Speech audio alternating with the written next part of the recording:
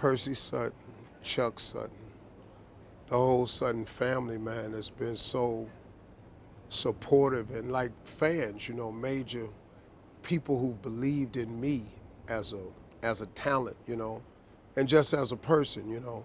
So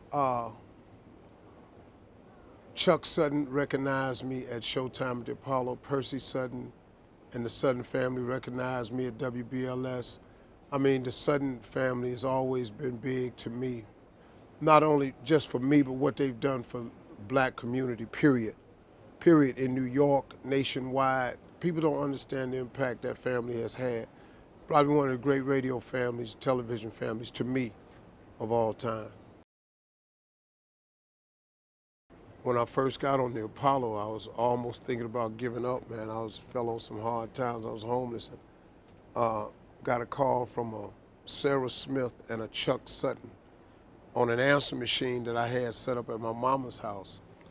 And you know, I used to call on the answer machine, and they would, you could punch in your code and get your messages. And they said, we got a gig for you. We saw a tape of you. We want you to come perform as a comedic act on the Apollo, the TV show. I went, oh, wow, cool, major problem. I got $25, and I'm in like Pensacola, Florida, somewhere like that. I didn't have the money to get to New York. So I started crying, man. I said, man, all these years I've been waiting to get on TV. I get a phone call and I can't make it. So I go back to see if I could call and see if it was really this Sunday, because it was like a Thursday. And I called and he said it again, this Sunday we got to open the show. I hope you can make it. Call me and let me know. And I got ready to hang up, and another message had come through that I didn't know about. And it was a guy named Tom Sobel. He said, Steve, if you're in the area close to Jacksonville, I got a gig that pays $150 Friday night. Can you make it? So I'm in Pensacola, so I got on I-10. I drove over there Friday night. I made the $150. I got ready to call Chuck Sutton, the club owner, said, you did so good. Can you stay tomorrow night for another $150? That's Saturday night, so I had $300. I called Chuck Sutton. I said, man, do you still got that gig available Sunday? He said, yeah. Eastern Airlines was open back then, an airline called Eastern Airlines. They had a special for $99 round trip, Jacksonville to New York. I flew to Showtime at the Apollo, first night ever on TV nationally. I performed at Showtime at the Apollo. I wrote the Mike Tyson joke, the eye. I wrote that joke for that show. Went up there, man, and that was it. Got a standing ovation. And that was it. They remembered me, and when Mark Curry and Sinbad stopped being the host of Amateur Night, they made me the host of Amateur Night. I did so good, they made me the host of the whole show, and that was it. My TV career was born. I mean, you know, Chuck Sutton was a huge fan. The Sutton family, they used to come to the Apollo to see me, just speak, you know, no business or nothing. And so what happened in 2005, I was on radio in 2000 with 92.3 The Beat. And we had a little parting of ways, you know, so to speak, and, you know, no hard feelings. But I said I wanted to go do syndicated radio. A woman that used to work there said, you'll never do syndicated radio, I'll see to that. You have no radio career since you left LA. So we couldn't reach an agreement, and so I went to New York and I sat down with Sutton, and we met at Martha's Vineyard.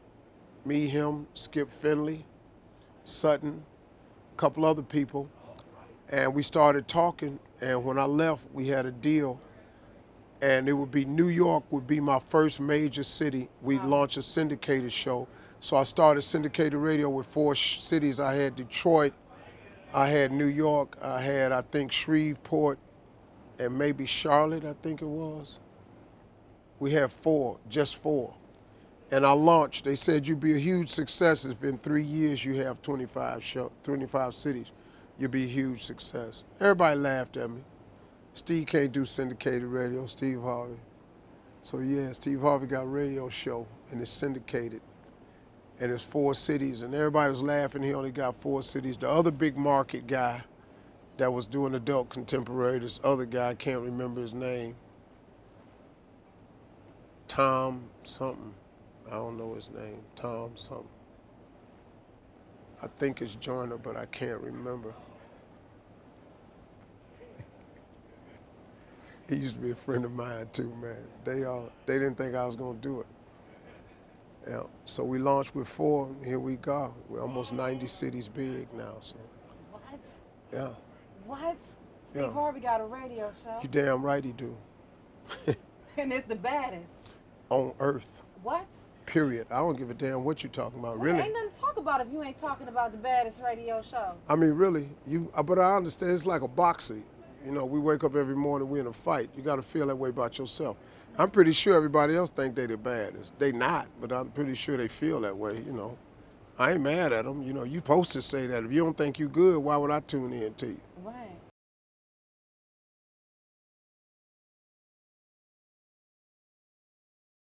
I've been talking country my whole life. That ain't finna change.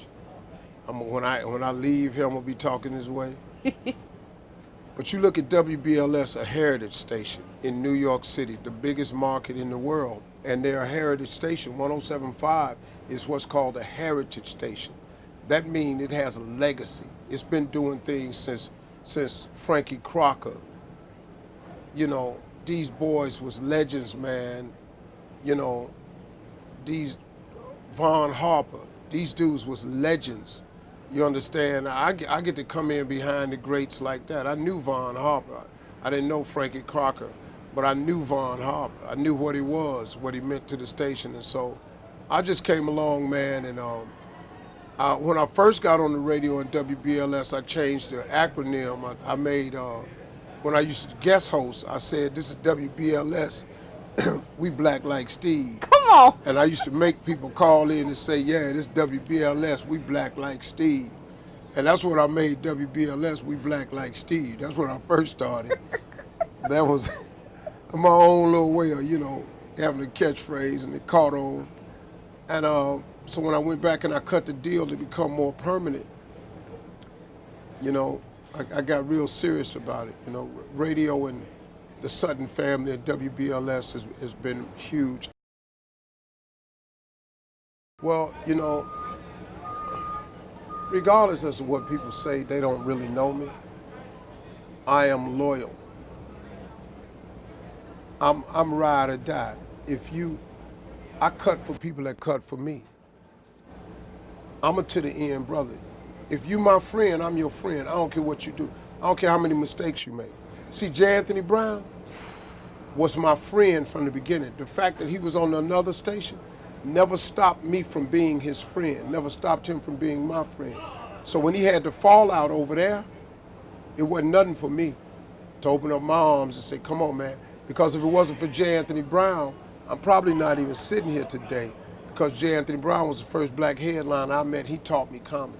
He taught me how to be myself on stage in front of a room full of whites. Come on. He taught me how to do that, because I was trying to fix what I was saying and all this shit. He said, no, man, no.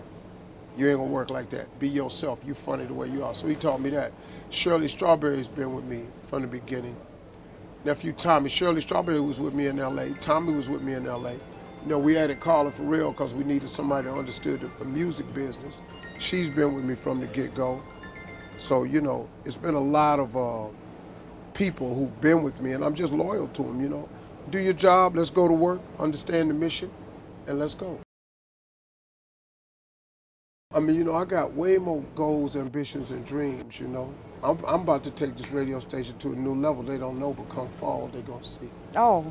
Oh, yeah, I got a surprise. Falling out their chair. I know you will. You ain't even going to believe it. You ain't even going to believe it. I'm about to do something in the fall that's never been done on American radio, ever. This fall? You heard me. So everybody watching WBLS, watch this. Come this fall, it's on and cracking on WBLS. Well, what I'm going to give you on WBLS, you will not be able to get no place else. Period. Watch. Shut the door. Drop the mic. That's it. That's it. I mean, look at WBLS. They've survived all the radio stations that have come through New York and gone. All the morning drive people have come and gone. WBLS still there. And since I've been on since 2005, you know how many morning drive shows ain't there no more that was there? Because people tune into WBLS because they know what they gonna get. They gonna get them hits. They gonna get the music that they love, that they grew up on, that they can hear today. But at the same time, we're gonna give them content. And content is king. Come on. Everybody can play the same songs. Ain't nobody got no more access to no more music than nobody else. We can all play the same songs, but content is king. My morning show is content, unduplicatable content. You ain't getting Steve Harvey nowhere else. You ain't getting Nephew Tommy nowhere else. You ain't getting J. Anthony Brown, Kia, all that, and then the two ladies call in Shirley. It's a wrap. WBLS is huge. What I will unleash come September, October will culturally and forever, as I've done before, change the face of radio. Period. I ain't got to tell you nothing. WBLS don't even know it's coming. But when I sit down and tell Skip Dillard what I'm doing, I wait till August so I can tell him, get his blessing on it. Watch what happens. Nobody else. They're going to all try to copy it then, but they're going to be too late. Just like always, they'll be too late. See all these people out here on these trails be talking about me and stuff. All these little haters out here that be running their mouth that's on these trails. Them trails they on, I was on there with a machete. So while they running their mouth, I had a machete in my hand. Cutting your Y'all just sitting up here on the trail right now. It's clear. Me saying Bernie was cutting trails. Me and J. Anthony Brown was cutting trails. All this stuff you see happening on radio, these going to get these comedians to put them on radio, I cut that trail in the 90s. I was the first comedian to ever control a morning drive show out of Chicago. And they done bought so many comedians on radio after that, trying to duplicate it. Good luck. Why do you have the juice? What makes you get the juice? I don't have the juice. I got the favor. I ain't got no juice. I got favor. And when you got favor, it ain't nothing they can do about it. It's nothing. There's nothing nobody can do about favor. What they gonna do? Can't do nothing. It's out of my hands, it's out of your hands. What you gonna do about it? You can't ever stop what God got going on. You stick your hand out there if you want to. Right. You would want to. be missing from the elbow down. Yeah, I'll tell you. Watch out now. That's what it is. I'm telling you the truth now. I'm telling you what God loves. Yeah, for real. I want them to know that Frankie Crocker is the big reason WBLS what it is. That the SUTTONS is the biggest reason that WBLS is on the map. And don't you ever forget about the great legendary VAUGHN Harper. Because that boy right there, VAUGHN Harper, had the best voice ever in radio of a male. There has been no male on radio with a better voice than VAUGHN Harper. I bet you it ain't. He was Quiet Storm. He hit. He got all this people doing now. VAUGHN Harper, Frankie Crocker, they had machetes in their hand. These people out here now, man, they be forgetting. You can't forget these cats, man. I stand on their shoulders. It wasn't for Frankie Crocker and wasn't for VAUGHN Harper, ain't no Steve Harvey. I don't care who you are. You can take all this stuff off this radio. You can get all these little morning shows up that's saying they number one. You take all of them in New York and you can kiss all of them goodbye if it wasn't for Frankie Crocker. All of them would be gone. Peace. Man, please. So, do you have a fond memory of VAUGHN Harper you want to share? Me and Vaughn used to talk all the time. Sometimes after the show, he'd come up there, and we were sitting in this little booth. He used to record some stuff in the booth. And he said, Steve, the thing about you that I want you to always do is always be compelling. Don't ever stop being compelling. Because when you're compelling, people are compelled to listen. The moment you stop being compelling, they ain't gonna listen no more. And you crazy, man. Don't ever stop being crazy. So I said, cool. Hey, listen, WBLS, your man Steve Harvey, your morning drive guy. I want to wish this station a happy birthday. I want to let y'all know, I want to say thank you for birthing me, for putting me in syndication, for letting the world see what y'all already knew. So happy birthday to WBLS and to everybody listening. And don't ever forget, WBLS actually stands for We Black Like Steve. Yeah.